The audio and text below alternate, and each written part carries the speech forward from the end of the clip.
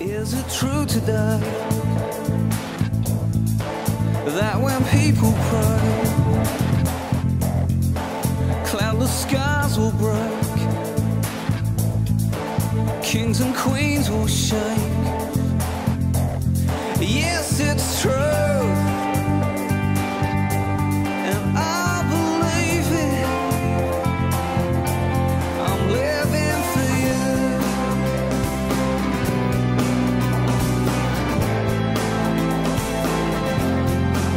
Is it true today that when people pray, we'll see dead men rise and the blind set free? Yes. I want to be a great planter because I want to be a great history maker. There's three fields that you and I ought to plant into. Firstly is the field of our family. Secondly, it's the field of our local church. And thirdly, it's the field of the world in which we work in. If we can change these three fields, we can change the future of planet Earth.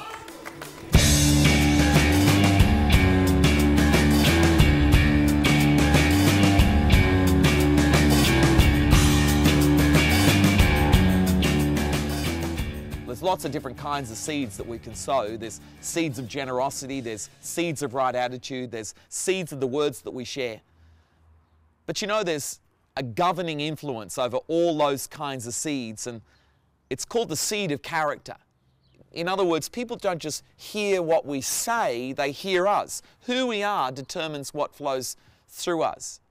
We spawn seed, we don't just plant seed. You can tell your kids everything under the sun, but they eventually turn out just like us. And so God works on you in order that you might be a seed sower of the finest kind of seed there is in the world today. Let me tell you about it.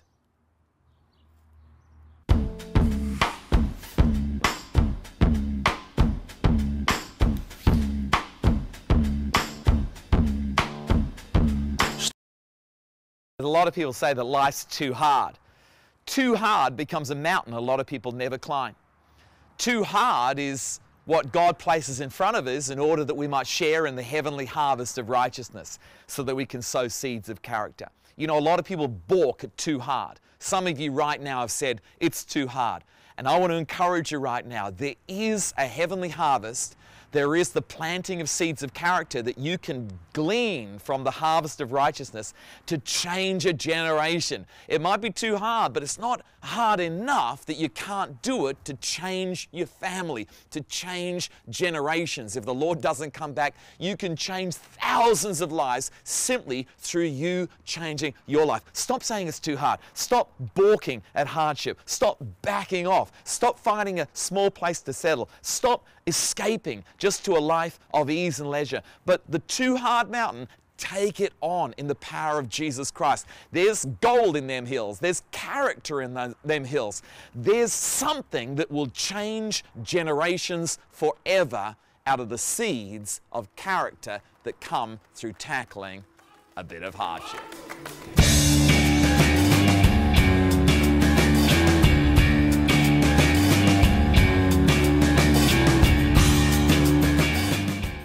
The Bible says that Abraham, in Hebrews chapter 11, obeyed and went. He obeyed and went.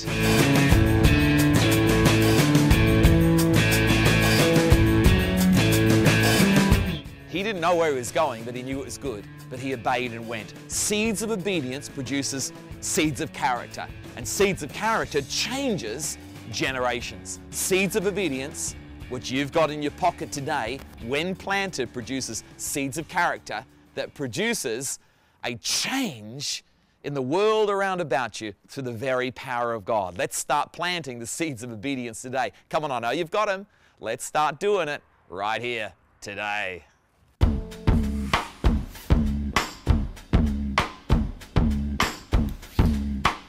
You want to plant seeds of faith and seeds of obedience. Seeds of faith, that's believing in what you can't see, and seeds of obedience. There's a guy called Francis Grovelet. His nickname was called Blondin, and not long ago he used to tightrope across the Niagara Falls.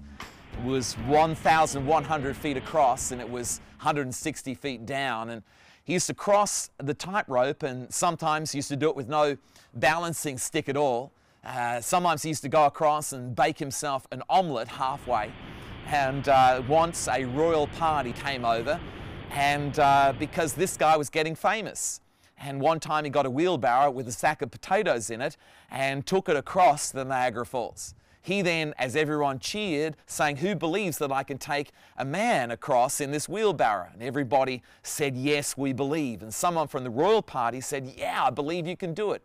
And Blondin turned to the royal party and said, "Will you, sir, be the first one to do it?" And he flatly refused. Eventually, Blondin's mum was the one who hopped in the wheelbarrow to successfully cross the Niagara Falls. You know, you can't just have faith. You've got to have faith and obey. You've got to believe and do it. Believe and do it. Sow seeds of faith and seeds of doing it.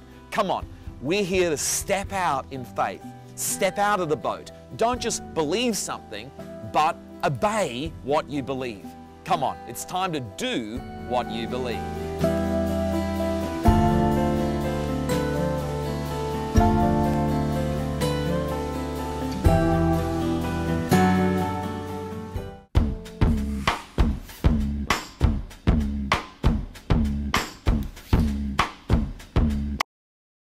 If ever there was a time to sow seeds of generosity, this is the time for it. They reckon there's a credit crunch on, and some of you might be feeling the pinch, but you know, there's no recession in heaven. There's no credit crunch in heaven, and there's never been a credit crunch with heaven's generosity. You know, it wasn't a time of recession and God thought, I won't send Jesus, I'm going to send an angel. I predict in this next 12 months in Hope City Church that we are going to be more generous than we've ever been in the entire history of Hope City Church. We've got some great projects coming up in every one of our congregations, and I want to encourage you. This isn't the time to tighten our belts. This is the time to get even more generous. This isn't the time to downsize our God dreams. This is the time to upsize our God dreams. Come on, let's upsize in times of difficulty, not downsize. Let's express the very character and the nature of the God we serve. I remember Reinhard Bonnke saying once that when these storm clouds are coming in his direction of the tent that he'd put up, that he said, "Devil, if you destroy this tent by this rain that's coming, then I'm going to build a tent twice the size." And as usual in a Reinhardt story, the storm clouds split apart and he had his great crusade and saw 10 trillion people saved. And he remembered what he said to the devil soon after the crusade, so he came out of his caravan and he said, "Devil, you know how I told you that I'd build one twice the size if you destroy this tent through massive rainfall? Well, I'm still going to do it anyway, despite the lack of rain."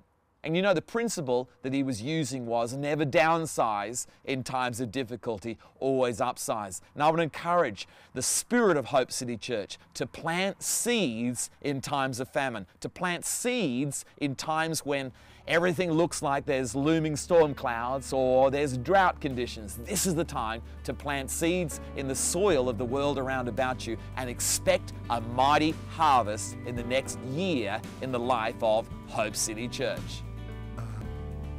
Let's make this year a year of incredible generosity. Let's sow seeds of finance, seeds of beautiful words, seeds of obedience, and seeds of character to this generation, to change generations forever. Come on, Hope City Church. We're not just here to be a church for the moment or just a church for today's miracle. We're here to be a history-making church. Come on. Let's be generous and let's change the course of history by becoming history makers.